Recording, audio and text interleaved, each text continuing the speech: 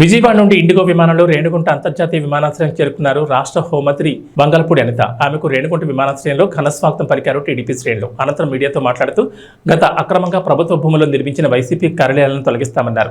మహిళలకు పూర్తి భద్రత అందిస్తామన్నారు. మహిళలే ఎన్డీఏ కూటమికి భారీ సంఖ్యలో ఓట్లు వేసి అఖండ మెజార్టీని గెలిపించారన్నారు. గంజాయి రాష్ట్రంగా ఆంధ్ర రాష్ట్రాన్ని తీర్చిదిద్దిన వైసీపీ గంజాయి నుండి యువతను కాపాడి గంజాయిని పూర్తిగా అరికడతామన్నారు. అనంతరం రోడ్డు మార్గాన తిరుమలకు పయనమయ్యారు.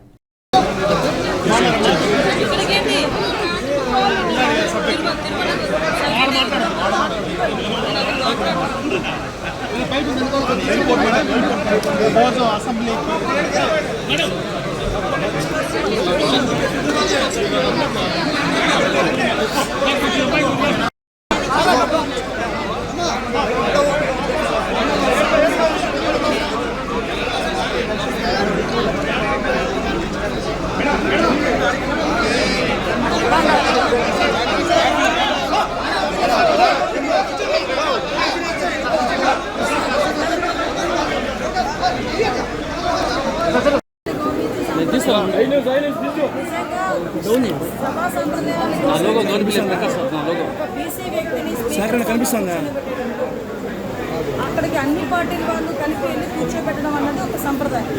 ఆ సంప్రదాయాన్ని పక్కన పెట్టి కనీసం అతను రాకపోయినా పక్కన పెట్టి మిగతా ఎమ్మెల్యేసైనా పంపించుంటే అతని గౌరవం నిలబడేది. నిన్న ఏదైతే సభా సంప్రదాయాలు గౌరవిస్తానని ప్రమాణం చేశారో ఆ ప్రమాణం 24 గంటలు కాకముందే అతను ఆ ప్రమాణాన్ని తప్పడం నిజంగా చూస్తూ ఉంటే జగన్కి మొన్న 11 సీట్లు రావడం తగిన శాస్త్రం.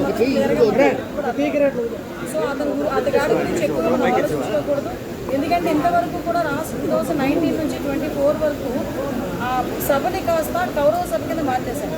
ఆ సభలో చట్టాలని అన్నది తక్కువ ఎక్కువ బూతులు తిట్టుకోవడం కానీ, వ్యక్తిత్వ హననం చేయడం కానీ, క్యారెక్టర్ అసోసియేషన్ చేయడం కానీ, ఇంట్లో ఆడవాళ్ళ గురించి మాట్లాడడం కానీ, వ్యక్తి నవ్వులు నవ్వడం కానీ, వ్యక్తి చేష్టలు చేయడం కానీ, ఇవే 5 సంవత్సరాల్లో సభ్యుల దగ్గర నుంచి మనకు కనిపించింది.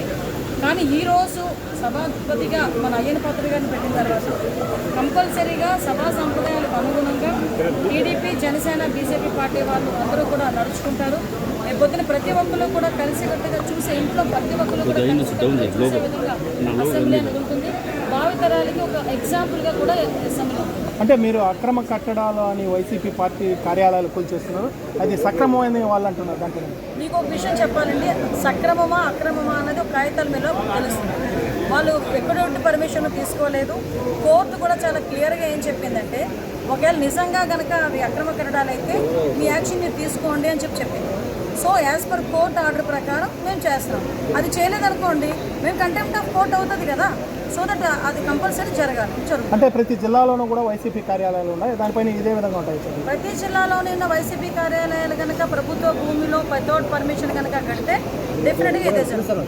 అంటే గత 5 ఏళ్ళుగా మహిళలు పడిన బాధలు మీరు కూడా ఉన్నారు, అందులో మీరు కూడా ఒక బాధితురాలుగా ఉన్నారు.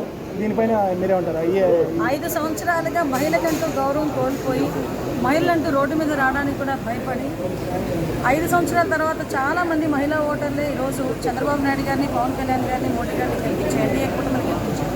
ఒక్కసారి మీరు చూస్తే చాలా ఎక్కువగా మెజార్టీస్ ఒక్కొక్కరు 30,000, 40,000, 50,000, లక్ష మెజార్టీ కూడా ఉన్న సందర్భాలు కూడా మనందరం కూడా చూసాం. అంటే ప్రజలు ఎంత విసిగెత్తిపోయారో మనకు అర్థమవుతుంది. ఒక్కసారిగా ఏదో ఆంధ్రప్రదేశ్ ఊపిరి పీల్చుకున్నట్టుగా చంద్రబాబు నాయుడు గారు అనే నేను అని ఆయన, పవన్ కళ్యాణ్ అనే నేను అని పవన్ కళ్యాణ్ గారు ముఖ్యమంత్రి, ఉప ముఖ్యమంత్రిగా ప్రమాణ స్వీకారం చేసిన తర్వాత ఈరోజు రాష్ట్రంలో ఉన్న మహిళలే కాదు అందరూ కూడా హ్యాపీగా ఫీల్ అవుతున్నారు. ఒక భరోసాగా, ఒక ధైర్యంగా ఉన్నారనే సంగతి మనం